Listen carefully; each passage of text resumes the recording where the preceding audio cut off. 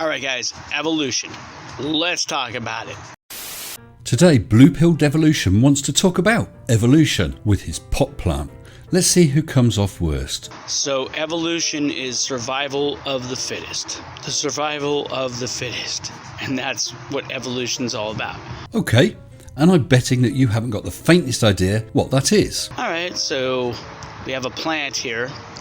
And this is supposedly a product of evolution. Every bug, every bacteria, every animal that walks, swims or flies, every single plant that digs its roots into the ground is a product of evolution. This plant survived because it was the fittest.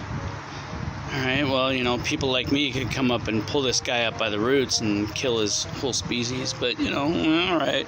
I could buy it, it's a plant, they grow everywhere, so that's how they survive. That's not quite how it works. That plant is the perfect evolutionary fit for the niche that it lives in the natural environment, which actually isn't in a pot, on a table, on the corner of a road. But the thing is it's kind of interesting because it's like really the survival of the fittest. It's like we all started from the same thing, right? A big bang, and then these planets supposedly started from gas. Hold on there, my incredulous little cupcake. You're now talking about the creation of the universe and the development of galaxies and stars. That's not evolution. And they kind of somehow developed into rocky cores, like molten cores. So was it a rock or a molten core first? That's the funny thing. It's like, really, I don't know what you're talking about here. It's like, what formed first, the molten core or the rocky core? Are you changing the subject because the plant's winning this debate? And then the rocky core built upon itself because of gravity and then became, like, the middle of it suddenly became molten. Come on, guys. How did gravity form this shit? It's crazy stuff, man. Yeah, crazy. Now why don't you get back on point and talk to us, as you promised, about evolution?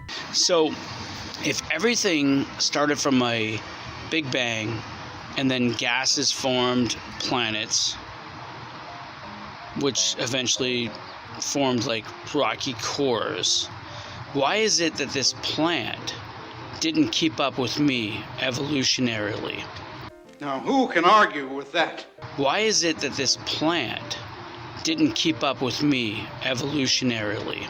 What did you say? What did he say? That plant is perfectly evolved for the environment in which it would naturally live. All creatures are.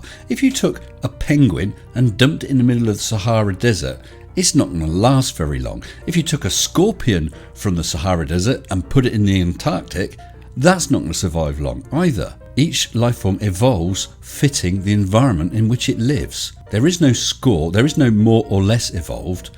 Although actually, if you're going to go down that road, I would posit that pot plant may be more evolved than yourself, certainly with regard to intelligence. Why didn't this plant turn into a human too?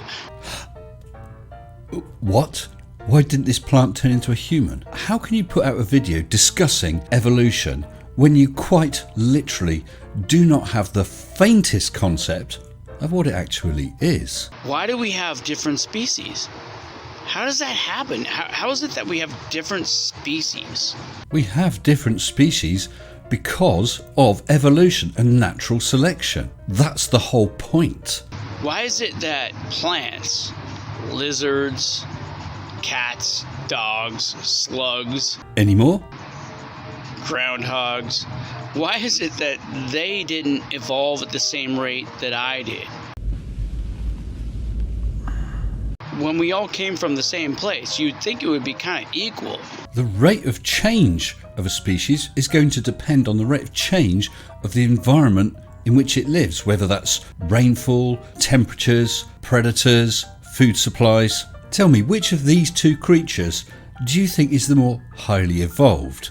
An eagle with amazing eyesight that can soar in the sky looking for prey and then swoop down and grasp it with its really sharp talons, or an anteater who has a nice long snout and a long tongue to put down inside ants' nests. Which is the more highly evolved? I wonder. And our planet, quotation marks, wouldn't be full of like humans, basically, just a bunch of humans. Why is it that we have this diversity of life? How's that work? Like evolution, like, oh, so here's the story behind evolution. Everybody prepare for some amazing learnings as Blue Pill explains to us the story of evolution. Go ahead, sir. The floor is yours. You've got ape-like creatures 5-6 million years ago decided that they needed to escape from their predators in Africa, lions mostly, cats, big cats, and they climbed into the trees. And they were like chimps, but they climbed into the trees. So wait, so you see where the confusion comes in? I'm particularly glad that these lovely children were here today to hear that speech. It's like there were probably already chimps, right, who could climb through trees. So why is it that you got these terrestrial people, animals, that needed to run into trees, and that's how they gain the arboreal function and the terrestrial function, the bipedalism? Not only was it authentic frontier gibberish, it expressed a courage little seen in this day and age. It doesn't make any sense. No, it doesn't make sense, because what you're talking about is what is commonly known as a complete load of crap. Anybody who's ever studied evolution, like I have, it used to be my college major. You studied evolution. It was your college major. I assume that you were transferred off the course into basic cross-stitch. They understand that they come, if you're a wig, or like if you're a sensible human being who's not possessed. Look, I think the one thing that you do not possess is any knowledge or understanding or an inkling of what evolution is all about. You come to realize that this stuff isn't making a lot of sense. It doesn't make any sense.